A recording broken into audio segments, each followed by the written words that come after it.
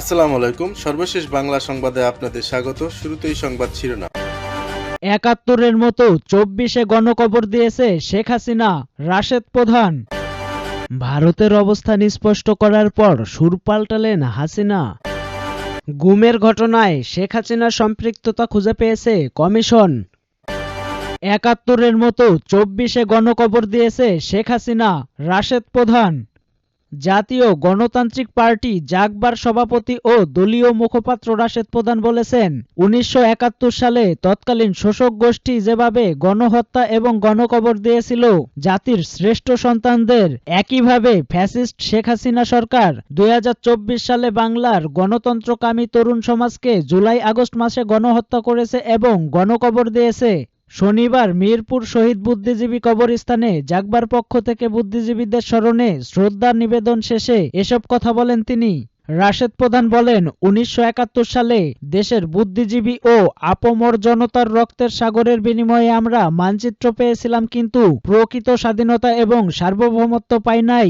২০২৪-এর বুদ্ধিজীবী দিবসে আমাদের নতুন করে শপথ নিতে হবে, নতুন বাংলাদেশ গড়ে তুলতে হবে। গণহত্যাকারী আওয়ামী লীগ এবং তাদের দোসরদের বাংলার মাটিতে আর অপরাজনীতি করার সুযোগ দেওয়া যাবে না। প্রতিরোধ করতে হবে আওয়ামী প্রেতাত্মাদের ষড়যন্ত্র, রুখতে হবে ভারতীয় আগ্রাসন। নতুন সূর্যোদয়ে আমরা নতুন প্রজন্মের হাতে প্রকৃত স্বাধীনতা এবং গণতন্ত্র তুলে দিতে চাই। ভারতের অবস্থান স্পষ্ট করার পর সুর পাল্টালেন হাসিনা।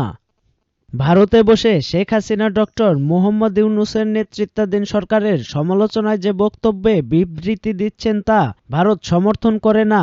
দেশটির পক্ষ থেকে এমন অবস্থান স্পষ্ট করার পর অনেকটা সুর পাল্টিয়েছেন আওয়ামী লীগ সভাপতি। জনরসে পালিয়ে যাওয়া সাবেক এই প্রধানমন্ত্রী এবার বিবৃতি দিলেও ডক্টর মোহাম্মদ ইউনূস কিংবা অন্তর্বর্তী সরকারের নাম উল্লেখ করেননি। ভারত এটাকে ভালোভাবে নিচ্ছে না বলেই দেশটিতে আশ্রিত শেখ হাসিনা সুর পাল্টিয়েছেন বলে মন্তব্য করেছেন বিশ্লেষকেরা। গতকাল শনিবার ভারতের পশ্চিমবঙ্গের প্রভাবশালী বাংলা দৈনিক আনন্দবাজারের অনলাইন দিল্লি ঢাকার আপত্তি, এবার নাম না নিয়ে ইউনূস প্রশাসনকে নিশানা করে উল্লেখিত বিবৃতি হাসিনার শিরোনামের সংবাদের সেই ইঙ্গিত পাওয়া গেছে। আনন্দবাজারের খবরে বলা হয়, ভারতে বসে বাংলাদেশের অন্তর্বর্তীকালীন সরকারের বিরোধিতা করাকে ভালোভাবে নিচ্ছে না ঢাকা। ভারতের বিদেশ সচিব বিক্রম মিশ্রিকে সে কথাই জানিয়েছিলেন বাংলাদেশের বিদেশ সচিব মোহাম্মদ জসিম-উদ্দিন। এ বিষয়ে ভারত সরকারের অবস্থানও স্পষ্ট করেছেন বিক্রম। বিদেশ সংক্রান্ত সংশোধনীয় স্ট্যান্ডিং কমিটির বৈঠকে তিনি জানান, ভারতে থেকে আওয়ামী লীগের নেত্রী বাংলাদেশের মোহাম্মদ ইউনূসের নেতৃত্বাধীন অন্তর্বর্তী সরকারের সমালোচনা করে বিবৃতির সমর্থন করে না নয়াদিল্লি। দিল্লি ঢাকার আপত্তির পর এবার নাম না করে ইউনূস প্রশাসনকে নিশানা করলেন হাসিনা। শনিবার বাংলাদেশের শহীদ বুদ্ধিজীবী দিবস উপলক্ষে দেশবাসীর উদ্দেশ্যে হাসিনার একটি লিখিত বিবৃতি সমাজ মাধ্যমে পোস্ট করেন পুত্র সজীব ওয়াজেদ জয়। সেই বিবৃতিতে সরাসরি ইউনূস প্রশাসনের নাম করেননি বাংলাদেশের প্রাক্তন প্রধানমন্ত্রী, তবে তিনি লেখেন, দেশি বিদেশি ষড়যন্ত্রের মাধ্যমে নির্বাচিত আওয়ামী লীগ সরকারকে হটিয়ে অবৈধ ক্ষমতা দখল করে সাধারণ মানুষের ওপর অমানবিক নিপীড়ন নির্যাতন চালাচ্ছেন। মুক্তিযোদ্ধার চেতনাকে জলাঞ্জলি দিয়ে জামায়াত ইসলামী সহ ১৯৭১ সালের পরাজিত শক্তিকে পুনর্বাসন করছেন। মুক্তিযুদ্ধের স্মারকচিহ্ন পরিকল্পিতভাবে ধ্বংস করা হচ্ছে বলে অভিযোগ করেন হাসিনা। হাসিনার উদ্বেগ, বাংলাদেশে গভীর সংকটময় পরিস্থিতি সৃষ্টি হয়েছে।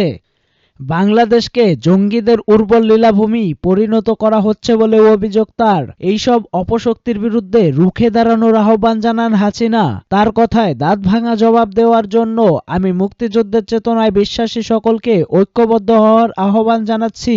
ছাত্র জনতার গণ অভ্যুত্থানে গত ৫ আগস্ট শেখ হাসিনা পালিয়ে ভারতে গিয়ে আশ্রয় নেন। এরপর দেশটির সঙ্গে বাংলাদেশের সম্পর্কে টানাপোড়েন শুরু হয়। সম্প্রতি ভারতের পররাষ্ট্র সচিব বিক্রম মিশ্রি বাংলাদেশ সফর করেন। তিনি প্রধান উপদেষ্টা, পররাষ্ট্র উপদেষ্টা ও পররাষ্ট্র সচিবের সঙ্গে বৈঠক করেন। সেখানে তাকে স্পষ্ট জানিয়ে দেওয়া হয়, বাংলাদেশের অভ্যন্তরীণ কোনো বিষয় নিয়ে ভারত যেন হস্তক্ষেপ না করে।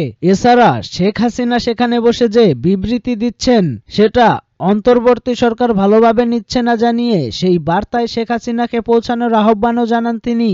দিল্লি গিয়ে বিক্রম মিস্ত্রি শেখ হাসিনা ইস্যুতে তাদের অবস্থান তুলে ধরেন। এতেই মূলত শেখ হাসিনার সুর পাল্টে যায়। গুমের ঘটনায় শেখ হাসিনার সম্পৃক্ততা খুঁজে পেয়েছে কমিশন।